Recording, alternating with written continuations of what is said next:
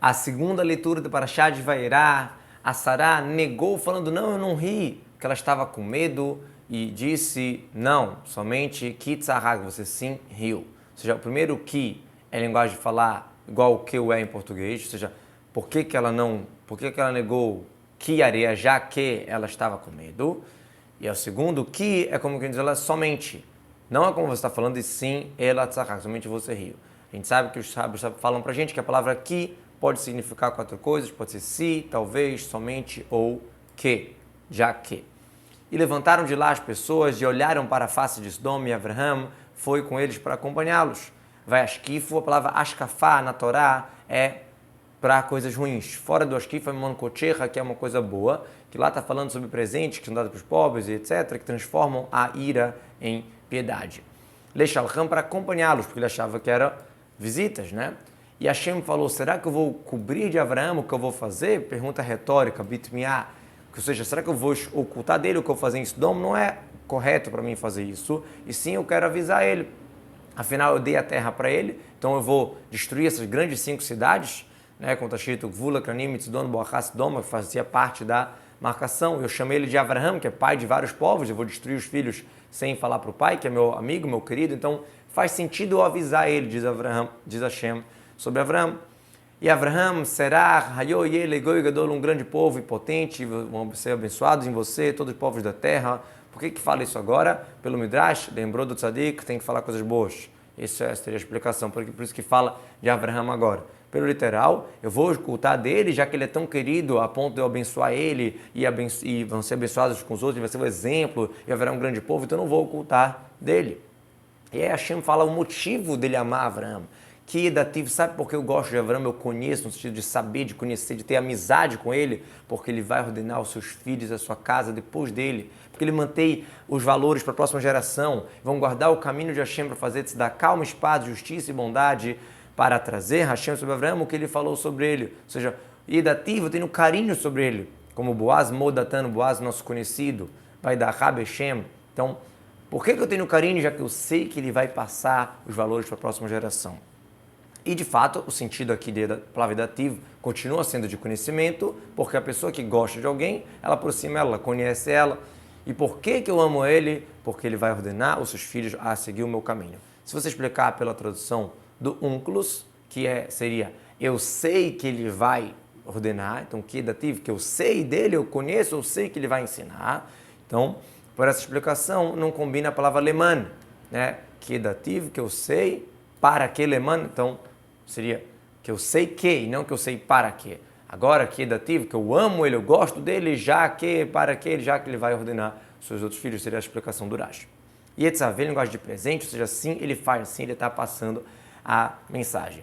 Para trazer, ou seja, ele passa, ele ordena para os seus filhos, guardem o caminho de Hashem, é isso que ele fala, olha, façam o caminho correto, porque aí Hashem vai fazer o que ele mandou de prometeu dar a terra de ser e todas as coisas boas. Não está escrito sobre a casa de Avraham, sim sobre Avraham. Vem te ensinar que quem coloca um filho tzadik, como se ele não estivesse falecendo. Então, como ele continua a descendência dele seguindo o caminho, é sobre Avraham, não é só sobre os filhos. Isso é considerado como continuação de Avraham. E disse Hashem, o grito de Sodom e Amorá está muito grande, o pecado dele está muito pesado. Ou seja, Hashem fala para Avraham, olha, eu não vou ocultar, então ele começa a contar, está muito grande.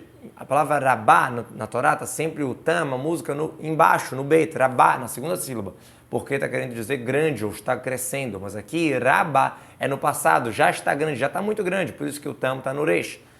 Então, a tradução é já cresceu muito, igual veio Hashem Shba, como a gente falou antes. Eu vou descer agora e vou ver se é como o grito dela, dessa cidade que vem para mim, se realmente fizeram dessa maneira, calar, vou destruir ela, e se não for dessa maneira tão forte, eu vou saber o que fazer. Por que Hashem fala isso? Hashem já sabe tudo, quer dizer, eu vou descer para ver, vou ensinar para o juiz, não pode dar um veredito, principalmente em questão de vida ou morte, somente vendo, somente tendo alguma coisa clara, como o Rashi já explicou na parashá da Aflagal, da Palagá, da geração do Torre de Babel, que Deus fala, eu vou lá ver. É uma maneira para ensinar o juiz que ele tem que ver as coisas direito. Outra explicação, eu vou ver, ou seja, eu vou analisar ao final dos atos, igual descer, ou seja, ir até o fundo, ver direitinho os atos deles. O grito desse país, que vieram para mim, se eles fizeram realmente assim, continuam rebeldes contra mim, então eu vou destruir eles, vou exterminá-los. E se eles não estão continuando nessa rebeldia, então eu vou fazer como castigar com algum tipo de sofrimento sem ser extermínio. Então está resumido no pastor, não está escrito explicitamente. Como a gente encontra em outro lugar, eu vou tirar o teu enfeite de você, eu vou saber o que fazer com você, não fala o quê. Por isso tem uma interrupção de psique, interrompendo entre Assu para calar, né? Na palavra aqui, Abai lá e Assu, vocês fizeram assim, então calar, vou destruir. Por isso que tem uma interrupção, essa barra aqui que representa uma interrupção, uma pausa.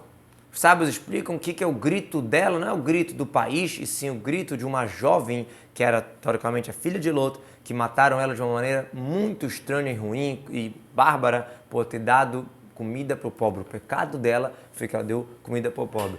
Sodoma e Amorá eram cidades que era pecado fazer o certo, e o certo era fazer o errado. Então, a filha de Lot deu comida para um pobre, tiraram ela, tiraram a roupa dela, colocaram mel e deixaram as abelhas comerem ela viva.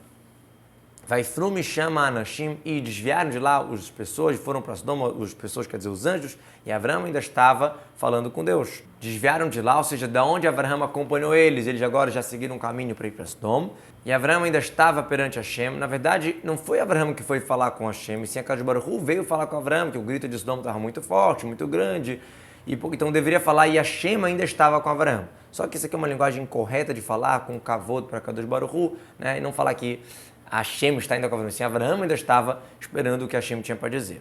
E Abraão se aproximou e disse, será que você vai exterminar tzadik junto com Rashá, pessoa boa, junto com a pessoa ruim? A palavra vaigash, que se aproximar, a gente encontra para guerra, vaigash oav, a gente encontra para pius, para tentar apaziguar e pedir desculpa, vaigash elaviodá, e a gente encontra também para reza, vaigash eliaonavi, que ele se aproximou para rezar.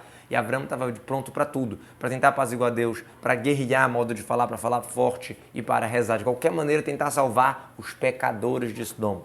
Raftispe, será que também você vai exterminar? A tradução de unclos é de irritação, de af, né, de irritação. Mas, se for por essa explicação, então seria a tua ira vai fazer você destruir, matar o tzadik junto com o Rashá. Mas no sentido literal que o Rashi fala, Ha'af aqui é de também, de af mesmo, né? Também, será que você vai fazer isso? Talvez tem 50 tzadikim dentro da cidade.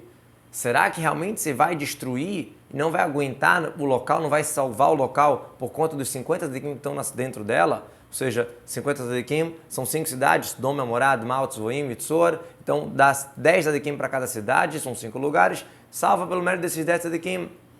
É profano, é incomum, não combina para você fazer uma coisa dessa. Matar um tzadik com um rachá, será que vai ser igual ao tzadik com um rachá? Halila lá, isso aqui não condiz com você. O juiz de toda a terra não vai fazer justiça? Halila lechá, e se falar, tá bom, os tzadikim não tem mérito suficiente para salvar os rechaim, mas também não tem por que matar os tzadikim.